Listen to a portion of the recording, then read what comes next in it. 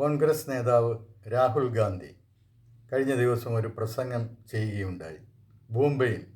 മുംബൈയിൽ വെച്ച് ഹിന്ദു മതത്തിൽ ഒരു ശക്തിയുണ്ട്, ആ ശക്തിക്കെതിരായിട്ടാണ് ഞങ്ങൾ യുദ്ധം ചെയ്യുന്നത്. എന്തുദ്ദേശിച്ചാണ് അദ്ദേഹം ഇത് പറയുന്നത് എനിക്കറിയില്ല. ഇതൊരു മണ്ടത്തരമാണെന്ന് പിന്നീട് മനസ്സിലായപ്പോൾ അദ്ദേഹത്തിൻ്റെ അനുയായികൾ ഇതിനൊരു വിശദീകരണമായിട്ട് ഇറങ്ങിയിട്ടുണ്ട്. പവൻ ഖേരെ, അധീർ രഞ്ജൻ ചൗധരി തുടങ്ങിയവർ ഞങ്ങൾ ആസുര ശക്തികളെയാണ് ഉദ്ദേശിച്ചതെന്ന്. ഇവരൊക്കെ പറഞ്ഞു പഠിപ്പിക്കുമ്പോൾ അത് കൃത്യമായി പറഞ്ഞു പഠിപ്പിക്കണ്ടേ? പറഞ്ഞു പഠിപ്പിക്കുന്നവരുടെ കുറ്റമാണോ അതോ കേട്ട് പഠിച്ചയാളുടെ കുറ്റമാണോ എന്നുള്ളത് വ്യക്തമല്ല. രാഹുൽ ഗാന്ധിക്ക് ഈ ഹിന്ദുമതത്തെക്കുറിച്ചോ അതിലെ ശക്തിയെക്കുറിച്ചോ അല്ലെങ്കിൽ ഹിന്ദു ധർമ്മത്തെക്കുറിച്ചോ ഒന്നും യാതൊരു വിവരവുമില്ല എന്നുള്ളത് എല്ലാവർക്കും അറിയാവുന്ന കാര്യങ്ങളാണ്. കാരണം അദ്ദേഹം ഇതൊന്നും പഠിച്ചിട്ടില്ല.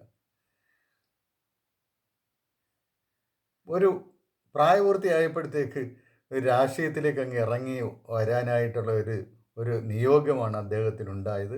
ആളുകൾ നെഹ്റു കുടുംബത്തിലെ അംഗമെന്നുള്ള നിലയിൽ അദ്ദേഹത്തെ തലയിൽ പൊക്കിക്കൊണ്ട് നടക്കുന്നു. പക്ഷെ അദ്ദേഹത്തിന് ആ സ്ഥാനം വഹിക്കാനുള്ള പ്രാഥമികമായ യോഗ്യത പോലുമില്ല. ഇന്ത്യയെക്കുറിച്ചൊന്നും അദ്ദേഹത്തിന് അറിയില്ല. വെറുതെ തെക്ക് വടക്ക് നടക്കുകയോ അല്ലെങ്കിൽ കിഴക്ക് പടിഞ്ഞാറ് നടക്കുകയോ ചെയ്തിട്ടൊന്നും ഇന്ത്യയെ മനസ്സിലാക്കാൻ പറ്റത്തില്ല. കുറേ ആൾക്കാർ കൂട്ടം കൂടി റോഡിലൂടെ ഇങ്ങനെ നടന്നിട്ട് എന്താ ഗുണം? അത് ഇന്ത്യയെ മനസ്സിലാക്കാൻ പറ്റത്തില്ല. ഇന്ത്യയെ മനസ്സിലാക്കണമെന്നുണ്ടെങ്കിൽ തെക്ക് മുതൽ വടക്കോട്ടും പിന്നെ കിഴക്ക് മുതൽ പടിഞ്ഞാറും വരെ ഓരോരോ സ്ഥലങ്ങളിൽ സന്ദർശിച്ച് അത് ഒറ്റയ്ക്ക് പോകണം. ആൾക്കൂട്ടമായിട്ട് പോയിട്ട് കാര്യമില്ല. ആ സ്ഥലങ്ങളുടെ പ്രത്യേകത എന്തൊക്കെയാണ്, അതിൻ്റെ ചരിത്ര പശ്ചാത്തലം എന്താണ്, ഇതൊക്കെ മനസ്സിലാക്കണം. ഇപ്പോൾ കേരളത്തിലാണെങ്കിൽ തിരുവനന്തപുരത്ത്, കൊച്ചി, കോഴിക്കോട് ഈ 3 സ്ഥലങ്ങളിലെങ്കിലും സന്ദർശിച്ച് ഏതെങ്കിലും ചില ഗ്രാമങ്ങളുടെ സന്ദർശിച്ച് ഇതിൻ്റെയൊക്കെ ചരിത്ര പശ്ചാത്തലം എന്താണ്, ഇതിൻ്റെയൊക്കെ പ്രാധാന്യം എന്താണ് എന്നുള്ളത് മനസ്സിലാക്കണം. കാലികമായ പ്രസക്തി എന്താണ്, ഇതൊക്കെ മനസ്സിലാക്കണം.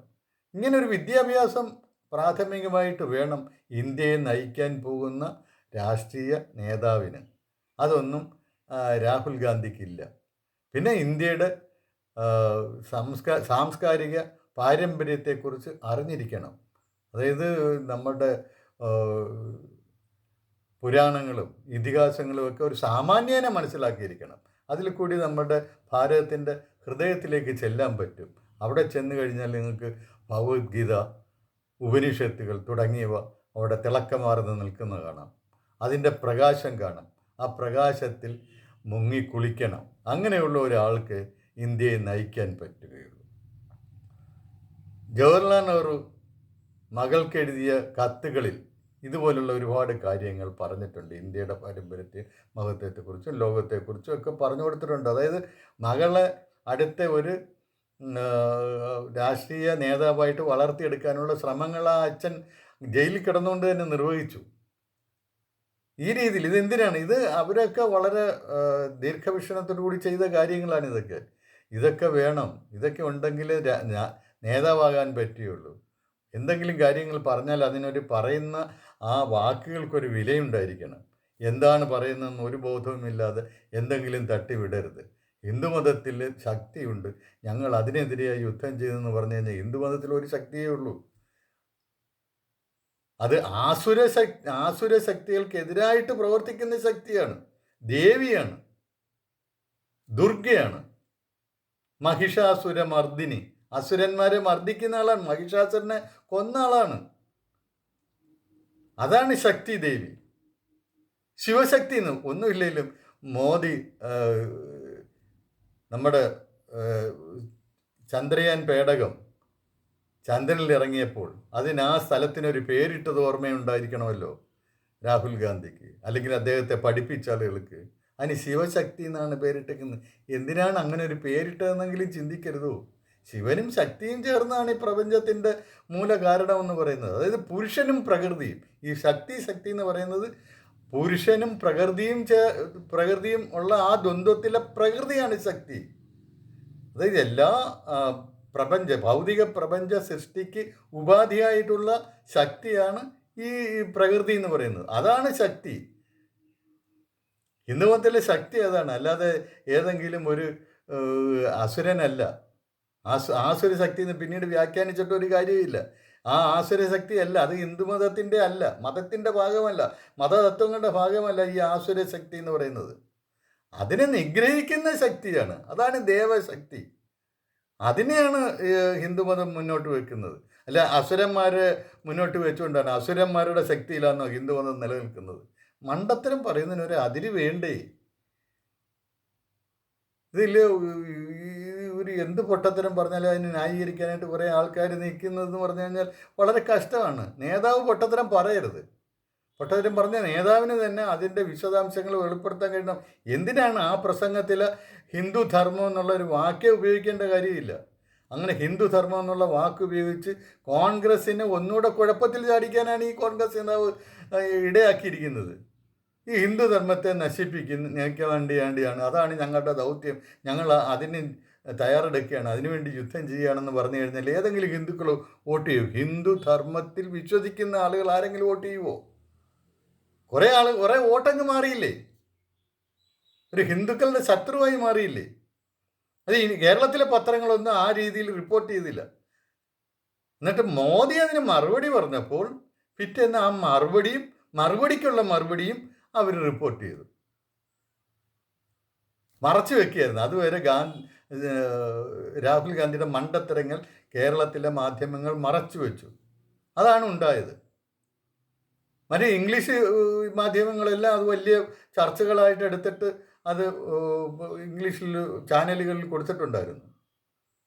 ഇവിടെ മാത്രമേ അതിനെ മറച്ചു വെച്ചു. എന്നിട്ടിപ്പോൾ ഈ ഒരു പുലിവാലി പിടിച്ചതുപോലെ നടക്കുകയാണ്.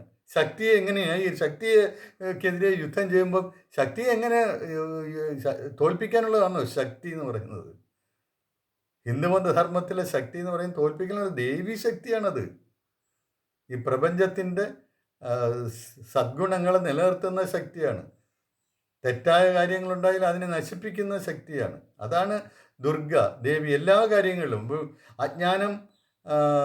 അജ്ഞാനത്തെ നശിപ്പിച്ച് ജ്ഞാനം നൽകുന്ന ശക്തിയാണ് സരസ്വതി. ദാരിദ്ര്യത്തെ സമ്പത്തില്ലായ്മയെ നശിപ്പിച്ച് സമ്പത്ത് നൽകുന്ന ശക്തിയാണ് ലക്ഷ്മി. അങ്ങനെ ഓരോ ദേവീ ശക്തിയും അതുപോലെയാണ്. ആസുരശക്തികളെ നിഗ്രഹിക്കുന്ന അവരാണ്. അതാണ് ശക്തി. ഈ പ്രകൃതിയും പുരുഷനും കൂടെ ചേരുമ്പോഴാണ് ആത്മശക്തി എന്ന് പറയുന്ന ഏകത്വം ഉണ്ടാകുന്നത്. അവിടുന്ന് രണ്ടായിട്ട് വിഭജിച്ചു വന്നതാണ്. ഒന്ന് പുരുഷനും, അത് ആത്മീയ ശക്തിയെ പ്രതിദാനം ചെയ്ത ആത്മാവ് തന്നെയാണ് പുരുഷൻ.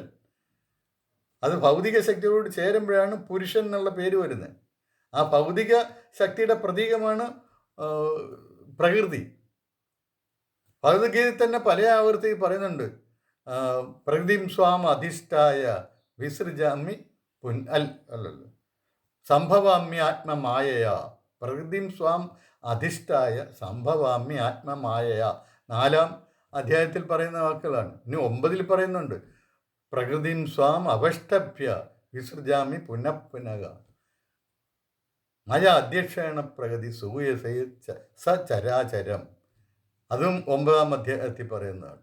അപ്പം ഇതൊക്കെ അതായത് ഭൗതിക പ്രപഞ്ച സൃഷ്ടിക്കുള്ള ഉപാധിയാണ് ദേവീ ശക്തി. ശക്തി എന്ന് പറയുന്നത് അതിനാണ്. ഇതൊക്കെ അറിയണ്ടേ? അറിയാതെ വെറുതെ വിഡ്ഢിത്തം വിളിച്ച് പറഞ്ഞിട്ട് പിന്നെ കൈയും കാലിയിട്ട് അടിക്കുന്ന ഒരു നേതാവിനെ എന്തിനു കൊള്ളും? വാസ്തവത്തിൽ അദ്ദേഹം സ്വന്തം കുഴി കുഴിക്കുകയാണ് ചെയ്യുന്നത്.